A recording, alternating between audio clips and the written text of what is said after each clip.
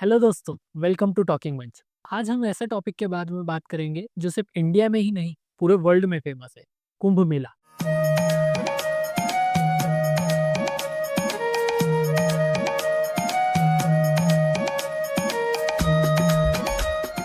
कुंभ मेला, जहां पर करोड़ों लोग एक साथ इकट्ठा होकर पवित्र नदियों में डुबकी लगाते हैं। यह एक बहुत बड़ा कल्चरल इवेंट है और इसी तरह का एक कुंभ इस साल प्रयागराज में जनवरी 13 से फरवरी 25 तक होने वाला है, जो कि एक महाकुंभ होगा। यानी कि 12 साल की कुंभ 12 बार जब लगते हैं, यानी 144 ईयर्स के बाद ये मौका आया है।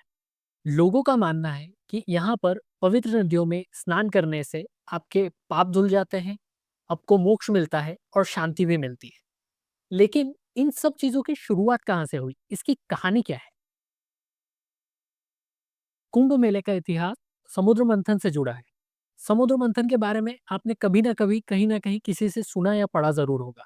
समुद्र मंथन में देवता और असुर ने मिलकर समुद्र मंथन किया था, जिसमें कई चीजें मिली। लेकिन उसमें से एक था अमृत, जिसको लेकर फिर देवताओं और असुरों में लड़ाई हो गई। फिर विष्णु जी ने मोहिनी रूप लेकर उस अमृत को देवताओं में बांट दिया।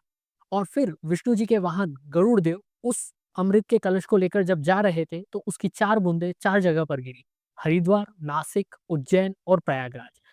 जिससे ये सभी जगह बनी कुंभ मेले के चार स्थान। ऐसा माना जाता है कि ये लड़ाई असुर और देवताओं की पूरे 12 दिन तक चली थी, डिवाइन डेज, जो कि हमारे इंसानी 12 सालों के बराबर होता है। इसीलिए कुंभ मेला हर 12 सालों में मनाया जाता है। ऋग्वेद जैसे पौराणिक ग्रंथों में भी हमें समुद्र मंथन की कहानियां मिलती है। इसी के बाद 19th सेंचुरी में गुप्ता पीरियड और मौर्यन पीरियड में भी इसका जिक्र है। अब हम जानते हैं इन चार जगहों के बारे में, जिसमें से पहला है प्रयागराज, जहाँ पर गंगा, यमुना और सरस्वती का संगम है। बहुत ही पवित्र स्थान है। दूसरा है हरिद्वार, जहाँ पे हिमालय से गंगा आती है। तीसरा, शिप्रा के किनारे बसा उज्जैन शहर। और चौथा है नासिक, जो कि गोदावरी नदी के किनारे है। कुंभ मेला कब और कहाँ लगेगा, ये डिसाइड होता है एस्ट्रोलॉजी के थ्रू, जिसमें जुपिटर और सन की पोजीशन डिसाइड करती है ये कब और कहाँ लगेगा। जुपिटर को सन के अराउंड चक्कर लगाने में पूरे 12 साल लगते हैं, जिससे ये 12 साल का साइकिल डिसाइड होता है। हरिद्वार में कुंभ मेला तब लगता है जब जुपिटर एक्वेरियस और सन एरिस में होता है। और प्रयागराज में कुंभ तब मनाया जाता है जब जुपिटर टॉरस और सन एंड मून दोनों ही कैप्रिकॉन में होते हैं। और उज्जैन और नासिक में कुंभ तब मनाया जाता है जब जुपिटर लियो में होता है। कुंभ मेले में बहुत कुछ होता है: शाही स्नान, आरती, हवन, पूजा, पिंडदान। ये सभी कल्चर्स का एक मिलन है। यहाँ पे सभी स्टेट्स अपने अपने ट्रेडिशनल डांस और सॉन्ग्स को प्रेजेंट करते हैं। यूनेस्को ने भी इसे इंटेंजिबल कल्चरल हेरिटेज माना है। और फिर बात करें साधुओं की, इन्होंने भगवान की भक्ति के लिए दुनिया की मोहमाया छोड़ दी होती है। यह भी कुंभ का एक इम्पॉर्टेंट पार्ट होता है। और फिर होते हैं नागा साधु। ये भी साधुओं की तरह दुनिया को के मोहमाया को त्याग चुके होते हैं। और ये कपड़े भी नहीं पहनते, सिर्फ राख से अपने शरीर को ढकते हैं। और ये शिव जी के बहुत बड़े भक्त होते हैं। इनका प्रोसेशन शाही स्नान के वक्त बहुत फेमस होता है।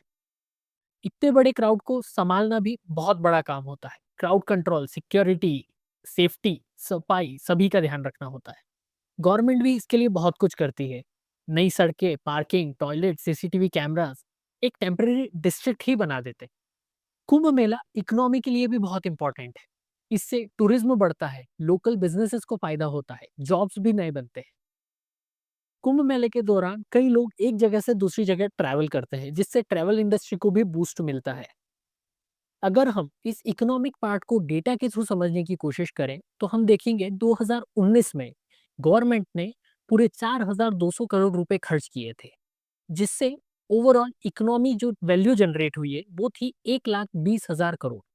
और सिर्फ एक ही कुंभ मेले में ऑलमोस्ट 6 लाख नई जॉब्स जनरेट हुई थी।